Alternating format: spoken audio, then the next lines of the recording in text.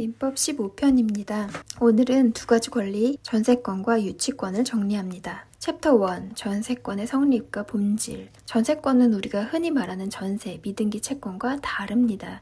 등기부에 전세권이라고 밝히는 강력한 물권이에요. 전세권의 지급. 전세권이 성립하려면 반드시 전세권을 지급해야 합니다. 그런데 꼭 현금으로 줘야 할까요? 판례는 반드시 현실적으로 수수되어야 하는 것은 아니다 라고 합니다. 상황이에요.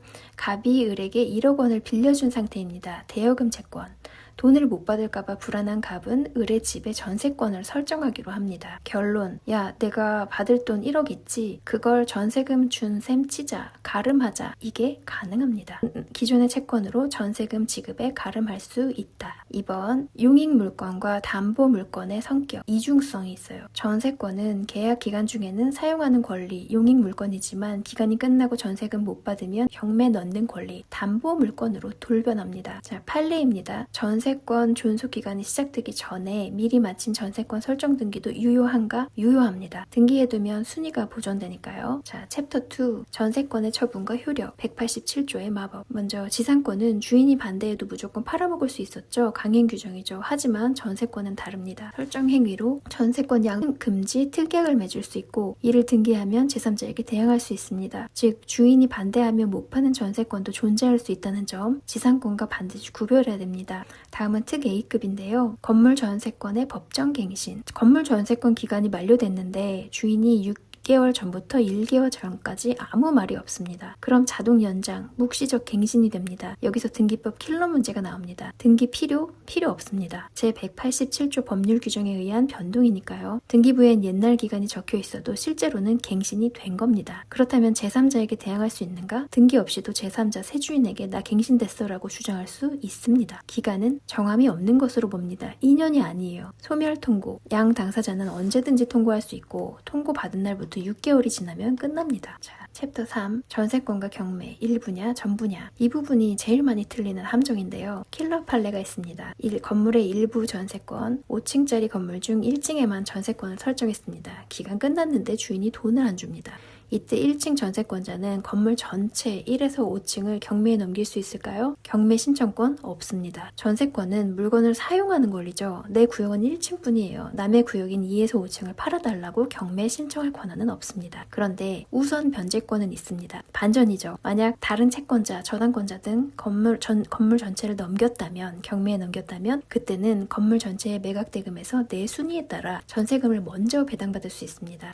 암기 공식이 있어요. 일부 전세권자 신청은 안 되고 배당은 된다. 이거 무조건 외워야 돼요. 자, 챕터 4, 유치권의 성립. 이제 돈 줄 때까지 못 나가 하는 유치권입니다. 등기 없이 성립하는 법정 담보 물권입니다. 빈출이 있는데요. 결련성이에요. 그 물건에 관하여 생긴 채권인가? 유치권이 되려면 채권과 물건 사이에 끈끈한 연결고리, 결련성이 있어야 합니다. 시험에는 유치권이 안 되는 것들이 쏟아져 나와요. 먼저 임대차 보증금, 권리금. 이건 임대차 계약에서 생긴 돈이지 건물 자체를 수리한 돈이 아니죠. 동시이행 한변권은 될지언정 유치권은 안 됩니다. 다음은 건축 자재 대금. 시멘트 외상값 갚아라 하면서 건물을 점유합니다. 될까요? 판례는 안 된다고 해요. 이건 자재를 판 매매 대금이지 건물에 투입된 공사비가 아니라고 봅니다. 다음은 부속물 매수 청구권. 이것도 매매 대금 채권입니다. 안 돼요. 다음, 점유의 계속. 유치권은 점유를 잃으면 즉시 소멸합니다. 간접 점유에 함정이 있어요. 용역업체, 제3자를 통한 간접 점유 가능합니다. 채무자를 통한 간접 점유. 채권자가 야 집주인 너 그냥 거기 살면서 돈 갚아 라고 하고 자기는 간접 점유만 주장합니다. 이건 유치권 성립 안 합니다. 채무자가 물건을 돌려받은 것과 똑같기 때문이에요. 유치권의 핵심은 심리적 압박인데 채무자가 자기 집에 편하게 살면 압박이 안 되는 거죠. 챕터 5, 경매와 유치권, 시간 싸움. 유치권자가 경매 낙찰자에게 대항할 수 있느냐 없느냐 기준은 압류입니다. 1. 경매 개시 결정 등기 전후. 압류 전, 압류 등기가 되기 전에 점유하고 채권이 생겼다면 낙찰자에게 대항할 수 있습니다. 안 비워줘도 돼요. 그런데 압류 후라면 경매 등기가 박힌 후에 공사를 끝내고 점유를 시작했다면 유치권 자체는 성립하지만 낙찰자에게는 대항할 수 없습니다. 경매 절차를 방해하는 행위, 처분 금지 위반으로 보기 때문입니다. 무조건 쫓겨나요. 심화입니다. 유치권자는 돈을 청구할 수 있나? 이 문구를 조심하세요. 유치권자는 낙찰자에게 내 돈 갚아 변제 청구라고 소송을 걸 수는 없습니다. 낙찰자는 채무자가 아니니까요. 하지만 돈 줄 때까지 못 나가, 인도 거절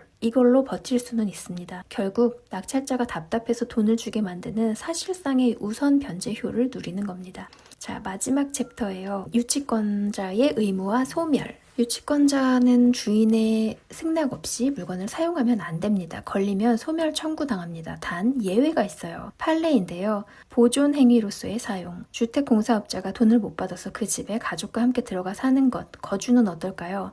판례는 가능하다, 보존 행위다 라고 봅니다. 빈집으로 두면 망가지니까 관리 차원에서는 사는 건 봐줍니다. 근데 중요한 조건, 공짜는 아니에요. 남의 집에 살았으니 월세, 차임 상당액은 부당이득으로 반환해야 합니다. 정리하면 유치권은 안 깨지지만 월세는 내야 합니다입니다. 두 번째, 포기 특약이 있습니다. 임대차 계약에서 임차인은 나갈 때 건물을 원상복구한다는 특약이 찍혀 있다면 이는 필요비, 유익비, 상환 청구권을 포기한 것으로 보고 결과적으로 유치권을 포기하겠다는 약속으로 봅니다. 따라서 나중에 수리비 내놔 하면 유치권 주장 못합니다. 정리하겠습니다. 첫 번째, 기존 채권으로 전세금 지급을 가름할 수 있다. 두 번째, 전세권 양도 등 금지 특약은 등기하면 유효하다. 지상권과의 차이점. 3. 일부 전세권자는 신청은 불가, 배당은 가능하다. 전부 경매 안 된다. 4. 건축 자재대금 보증금은 결련성이 없어 유치권이 안 된다. 5. 경매 등기 후 성립한 유치권으로는 낙찰자에게 대항할 수 없다. 6. 유치권자가 주택에 거주 보존하는 것은 가능하나 월세는 내야 한다.